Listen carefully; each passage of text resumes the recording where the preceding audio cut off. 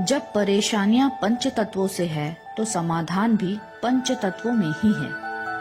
मुख्य रूप से 3 तत्वों के असंतुलन से अधिकांश समस्याएं उत्पन्न होती हैं। वे हैं वायु, अग्नि और जल। इन्हें यौगिक भाषा में सत्व, रजस, तमस और वैदिक भाषा में वात, पित्त, कफ भी कहते हैं।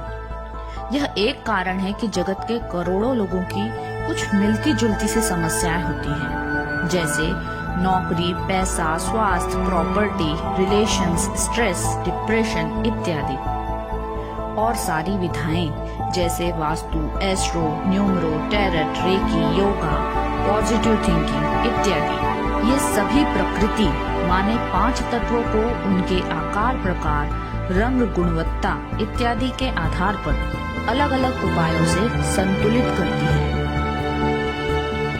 इससे हमारे किसी विशेष तत्व की क्षीण हुई शक्ति को प्रबलता मिलती है, आधार मिलता है, संरक्षण मिलता है, जिससे लो टाइम में सकारात्मकता का बल मिलने से कष्ट का प्रभाव कम हो जाता है।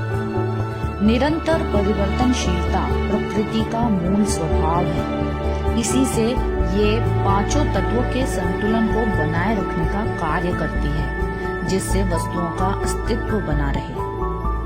फिर विकृति कब, कहाँ और कैसे होती है, इसे हम एक उम्दा उदाहरण से समझते हैं।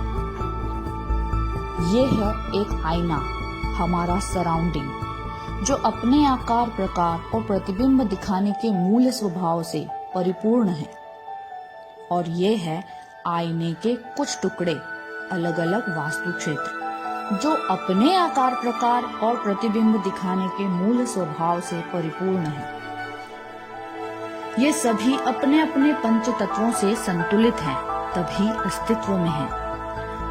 अब जब आप इस आईने के सामने जाएंगे, तब आपको खुद का पूर्ण प्रतिबिंब दिखेगा।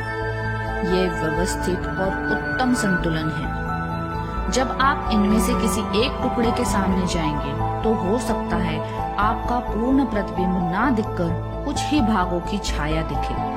ये हो सकता है असंतुलन होने का कारण।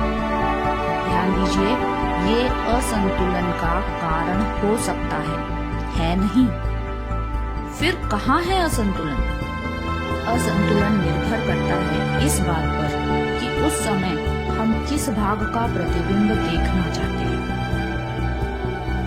यदि हम अपना चेहरा देखना चाहते हैं और टुकड़े में चेहरा दिख रहा है, तो ये संतुलन में है। लेकिन जब चेहरा देखना चाहते हैं और चेहरे का अधूरा सा प्रतिबिंब या शरीर के दूसरे भागों का प्रतिबिंब दिखता है, तो ये है असंतुलन।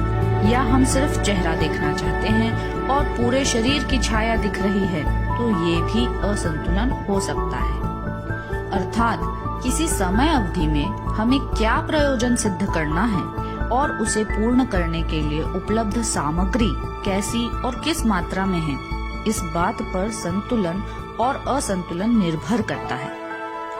अब इसका समाधान भी इसी में मिलेगा। जैसे या तो हम अपनी पोजीशन थोड़ी चेंज कर लें, या तो आईने की पोजीशन में थोड़ा सा बदलाव कर लें, या फिर इस टुकड़े में कुछ टुकड़ों का जोड़ घटाव कर दें, जिससे हमारा लक्ष्य पूर्ण हो जाए। इसी प्रकार इस ब्रह्मांड के पंच तत्व, हमारे पंच तत्व, हमारे ग्रहों के पंच तत्व, हमारे अंकों के पंच तत्व, हमारे अंगूठियों के सुंदर नग या खास पत्थरों के पंच तत्व इत्यादि हमारे जीवन मृत्यु के संतुलन असंतुलन को बनाते मिटाते रहते हैं। मूलतः ये स्वनिर्मित या स्वविनाशी होते हैं, किंतु विशेष समय के विशेष प्रयोजनों के अनुसार कभी-कभी अलग अलग उपायों से कृत्रिम व्यवस्थाएं देनी पड़ती है।